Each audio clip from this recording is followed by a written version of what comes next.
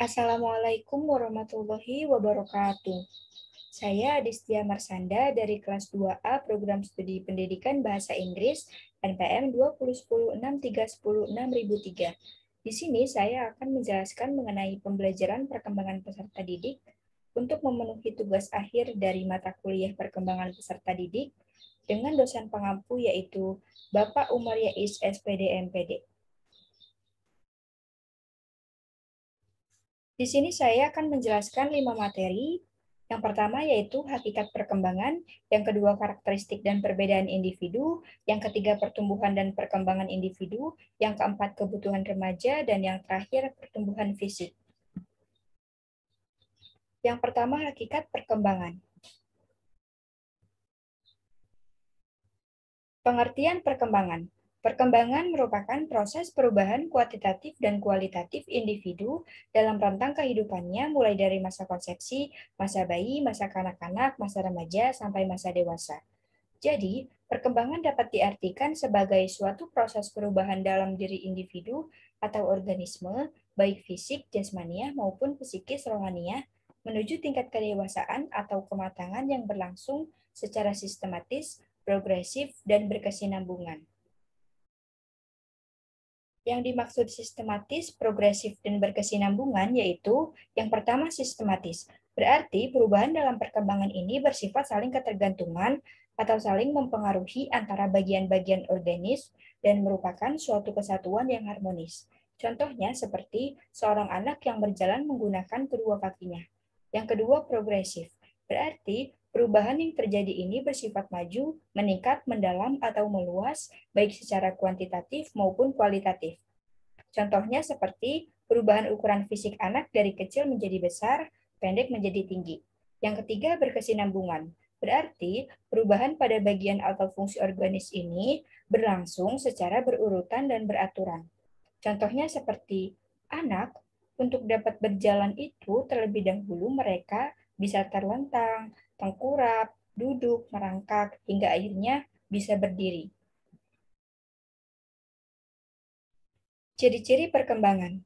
Yang pertama, terjadinya perubahan dalam aspek fisik seperti perubahan berat badan dan aspek psikis seperti matangnya kemampuan berpikir dan mengingat. Yang kedua, terjadinya perubahan dalam proporsi aspek fisik seperti proporsi tubuh anak berubah sesuai dengan fase perkembangannya dan aspek psikis seperti perubahan imajinasi. Yang ketiga, lenyapnya tanda-tanda lama dalam aspek fisik seperti lenyapnya kelenjar anak-anak seiring bertambahnya usia dan aspek psikis seperti lenyapnya gerak-gerik kekanak-kanakan. Yang keempat, diperolehnya tanda-tanda yang baru, tanda-tanda fisik seperti pergantian gigi, dan tanda-tanda psikis seperti berkembangnya rasa ingin tahu tentang pengetahuan dan moral.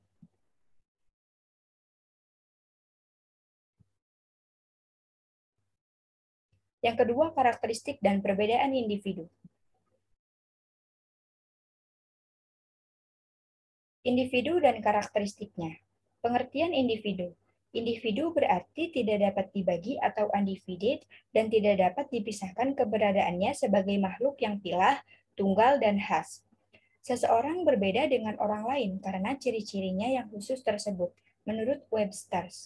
Menurut Kamus Actuals and Sadly, individu adalah kata beda dari individual yang berarti orang perseorangan oknum. Karakteristik individu. Setiap individu memiliki karakteristik bawaan atau heredity dan lingkungan environment. Karakteristik bawaan ini merupakan karakter keturunan yang dibawa sejak lahir, baik yang berkaitan dengan faktor biologis maupun sosial-psikologis.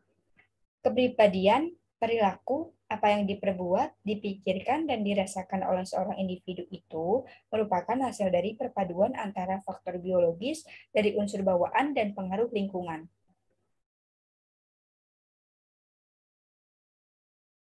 Perbedaan individu. Perbedaan individu adalah suatu perbedaan yang dimiliki oleh setiap individu, baik fisik maupun non-fisik, yang menjadikan seseorang memiliki karakter atau ciri-ciri yang berbeda antara satu dengan yang lainnya. Contohnya seperti dua anak yang memiliki bakat yang berbeda. Anak pertama berbakat dalam bidang kesenian dan anak yang kedua ini berbakat dalam bidang olahraga. Ketiga, pertumbuhan dan perkembangan individu. Faktor-faktor yang mempengaruhi pertumbuhan dan perkembangan individu. Yang pertama adalah faktor yang terjadi sebelum lahir seperti kekurangan nutrisi pada ibu dan janin terkena virus. Yang kedua, faktor ketika lahir atau saat kelahiran, seperti pendarahan pada kepala bayi pada saat dilahirkan.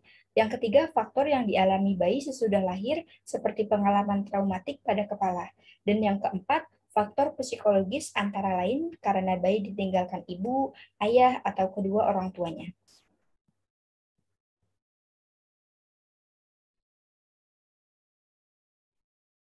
Perubahan-perubahan dalam pertumbuhan dan perkembangan. Yang pertama adalah perubahan dalam ukuran seperti berat dan panjang bayi. Yang kedua, perubahan dalam perbandingan seperti dari segi fisik dan dalam perkembangan sosial. Yang ketiga, perubahan untuk mengganti hal-hal yang lama seperti pada bayi terdapat kelenjar timus dan perubahan bahasa bayi. Yang keempat, perubahan untuk memperoleh hal-hal yang baru seperti bertumbuhnya gigi anak secara bertahap dan nilai dan norma moral semakin meningkat.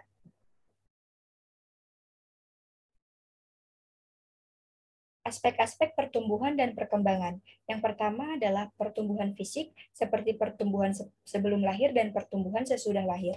Yang kedua, intelek atau daya pikir yang berkembang dengan pertumbuhan syaraf otak. Yang ketiga, emosi, perubahan fisik seperti marah. Yang keempat, sosial, yaitu perkembangan untuk berkehidupan sosial. Yang kelima, bahasa sebagai alat komunikasi. Yang keenam, bakat atau kemampuan yang dimiliki individu. Dan yang ketujuh, sikap, nilai, dan moral.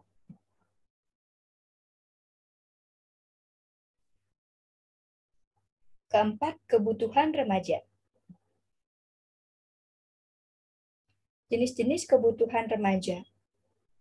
Maslow Levton mengemukakan hierarki kebutuhan dasar manusia, yaitu yang pertama kebutuhan aktualisasi diri, yang kedua kebutuhan kognitif, yang ketiga kebutuhan penghargaan, yang keempat kebutuhan cinta kasih, yang kelima kebutuhan keamanan, dan yang terakhir kebutuhan jasmaniah atau fisiologis. Klasifikasi kebutuhan remaja.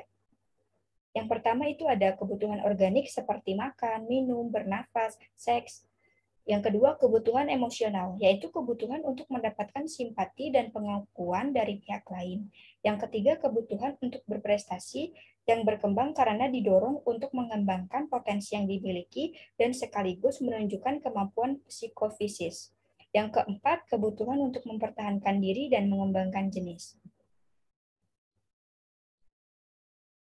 Usaha-usaha pemenuhan kebutuhan remaja. Usaha-usaha pemenuhan kebutuhan remaja dan implikasinya dalam penyelenggaraan pendidikan. Yang pertama adalah latihan kebersihan hidup teratur yang dapat ditanamkan oleh orang tua, sekolah, dan lingkungan masyarakat. Yang kedua, perlu dilakukannya pendidikan seksual di dalam keluarga, sekolah, dan lingkungan masyarakat. Yang ketiga, pengembangan kelompok-kelompok remaja seperti kelompok kajian dan musyawarah. Dan yang terakhir adalah pertumbuhan fisik. Penyebab pertumbuhan fisik. Definisi pertumbuhan fisik. Pertumbuhan fisik adalah perubahan-perubahan fisik yang terjadi dan merupakan gejala primer dalam pertumbuhan remaja. Perubahan-perubahan ini meliputi perubahan ukuran tubuh, perubahan proporsi tubuh, munculnya ciri-ciri yang utama atau primer, dan ciri kelamin kedua atau sekunder. Perubahan-perubahan fisik yang penting yang terjadi pada masa remaja itu ialah ada 4. Yang pertama adalah perubahan ukuran tubuh, yang kedua perubahan proporsi tubuh, yang ketiga ciri kelamin yang utama, dan yang keempat ciri kelamin kedua. Kondisi-kondisi lain yang mempengaruhi pertumbuhan fisik anak yaitu yang pertama pengaruh keluarga. Pengaruh faktor keluarga di sini itu meliputi faktor keturunan maupun faktor lingkungan. Yang kedua ada pengaruh gizi. Anak-anak yang memperoleh gizi yang cukup itu biasanya akan lebih tinggi tubuhnya dan sedikit lebih cepat mencapai taraf remaja dibandingkan dengan mereka yang kurang memperoleh gizi. Yang ketiga, gangguan emosional.